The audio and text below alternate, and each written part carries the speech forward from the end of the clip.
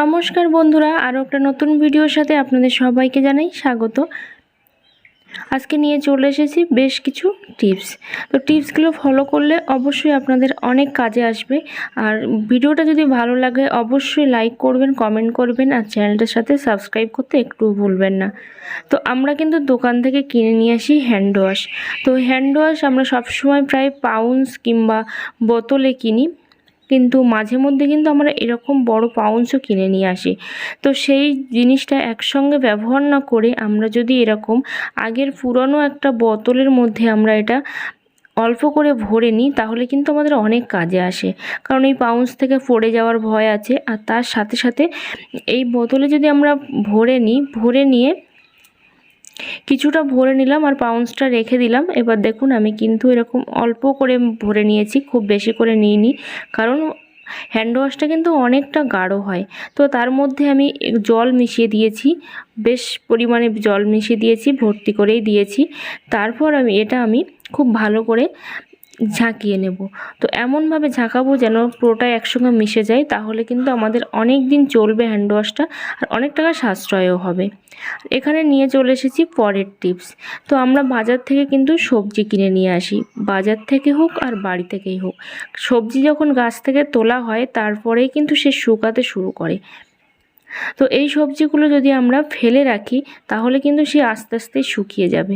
আর এখন প্রত্যেকের বাড়িতেই আছে ফ্রিজ। তো ফ্রিজে যদি সবজি আমরা রাখতে যাই আর সেটা আলগা করে রাখি, তাহলে কিন্তু সবজিগুলো 1 থেকে 2 দিনের মধ্যেই কিন্তু শুকিয়ে যাবে।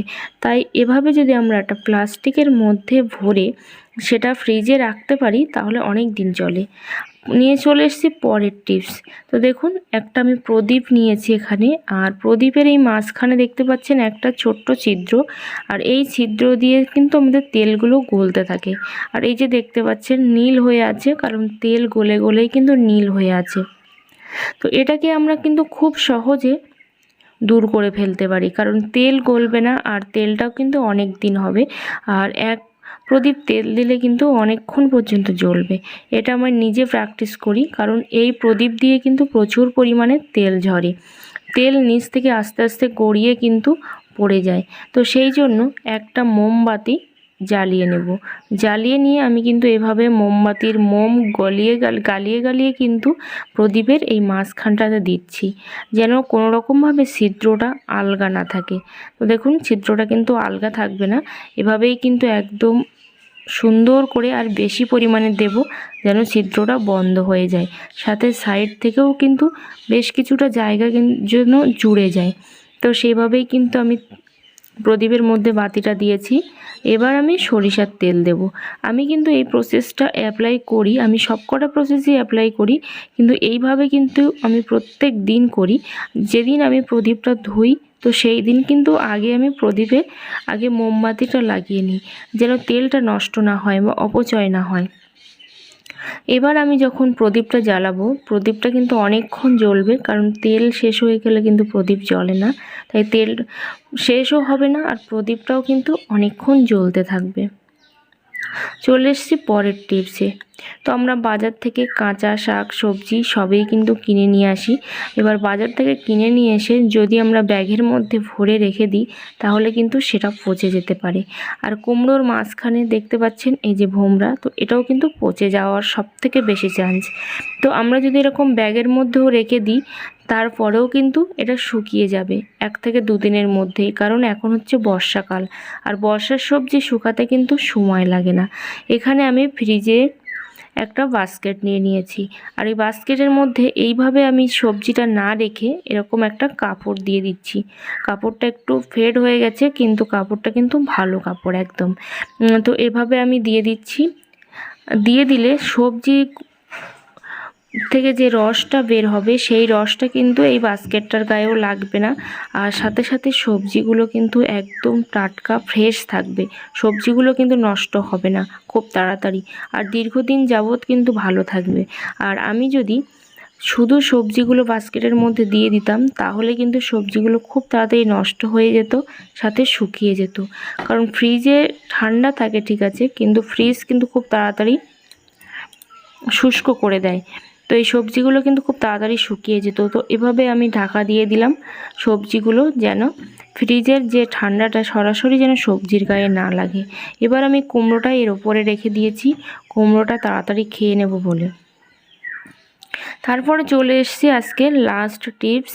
তো এই টিপসটাই হচ্ছে আপনাদের সঙ্গে শেয়ার করব। তো আমরা বিভিন্ন মিষ্টি বা অন্যান্য অনেক কিছুই কিনে থাকি, তার ফলে যে কৌটাগুলো দেয় বা কন্টেনারগুলো দেয়, তার এই ঢাকনাগুলো কিন্তু আমরা কয়েকদিন বাদে কিন্তু আর কাজে লাগাতে পারি না। তো আজকে এমন কিছু জিনিস দেখাবো যেটা দেখলে আপনারা কিন্তু অবাক হয়ে যাবেন। তাহলে এই চাপাগুলো বা ঢাকনাগুলো কিন্তু আপনারা কোনোদিন ফেলেই দেবেন না। তো ঢাকনাগুলো আমি রেখে দিলাম, আর সব কটা ঢাকনাই কিন্তু আমার কাজে লাগবে। আর আমরা সবাই কিন্তু জুয়েলারি এভাবেই রেখে দিই, এর মধ্যে হার কানের সবই কিন্তু এভাবে আমরা রেখে দিই। দেখতেই পাচ্ছেন জড়িয়ে একদম একাকার হয়ে গেছে, কারণ কোনটা কি সেটাই কিন্তু আমরা বুঝে উঠতে পারি না। একটা ধরে যদি টান দিই আরেকটা কিন্তু ছিঁড়ে যাওয়ার ভয় আছে। তাই এইভাবে আমরা জিনিসগুলো না রেখে এগুলো যদি আমরা গুছিয়ে রাখি, তাহলে কিন্তু আমাদের জিনিসগুলো ছিঁড়ে যাওয়ার মতো কোনো জাঞ্জিই থাকবে না বা ছিঁড়ে যাবে না। তো দেখুন আমি কিন্তু একটা জিনিস খুব সহজে কিন্তু তুলতে পারছি না, যেটাই হাত দিচ্ছি সেটাই কারোর না কারোর গায়ে কিন্তু জড়িয়ে আছে। তো এবার আমি কি করছি দেখুন, এই যে ঢাকনাগুলো নিয়েছি, তো এই ঢাকনাগুলো আমি একটা কাঁচির সাহায্যে কেটে নেব। আর এটা যদি হাত দিয়ে কাটতে যাই তাহলে কিন্তু চারিদিক থেকে ভেঙে যাবে, শেপটা ভালো হবে না।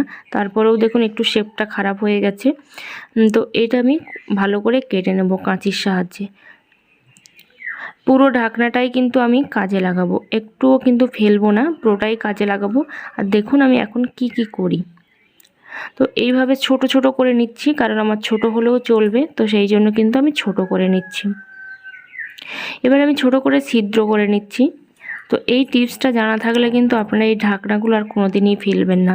তো এবার এই ইয়াররিংগুলো এর গায়ে কিন্তু আমি লাগিয়ে দিচ্ছি। আপনারা খেয়াল করে দেখবেন বাজার থেকে যখন আমরা ইয়াররিং কিনতে যাই, তখন কিন্তু এই রকম কিছুর গায়েই কিন্তু ইয়াররিংগুলো লাগানো থাকে, যেন সেটা হারিয়ে না যায় কিংবা নষ্ট না হয়ে যায়। তো সেই জন্য কিন্তু ইয়াররিংগুলো এরকম কোনো শক্ত জিনিসের গায়ে কিন্তু লাগানো থাকে। তো দেখুন কত সুন্দর হয়েছে না, কোনো হারিয়ে যাওয়ার ভয় নেই, সাথে কিন্তু জড়িয়ে যাওয়ারও ভয় নেই। তো এভাবে কিন্তু সমস্ত ইয়াররিংগুলো আমি ঢাকনাটার গায়ে কিন্তু সেটে দেব। তাহলে জিনিসগুলো আমার খুঁজে পেতেও সুবিধা হবে, সাথে আমার কোনো ছিঁড়বেও না। এর মধ্যে যে ছোট ছোট জিনিসগুলো থাকে সেগুলোও কিন্তু ছিঁড়বে না। তো দেখুন এভাবেই কিন্তু আমি ঢাকনার সাথে আটকে দিয়েছি। তো দেখে কেউ বলবে যে এটা ঢাকনা। তো টিপসটা কেমন লাগলো অবশ্যই কমেন্ট করে জানাবেন। আর চ্যানেলটা সাবস্ক্রাইব করে পাশে থাকা বেল বাটনটি বাজিয়ে দিবেন, আর সাথে অল নোটিফিকেশানটা অন করতে একটু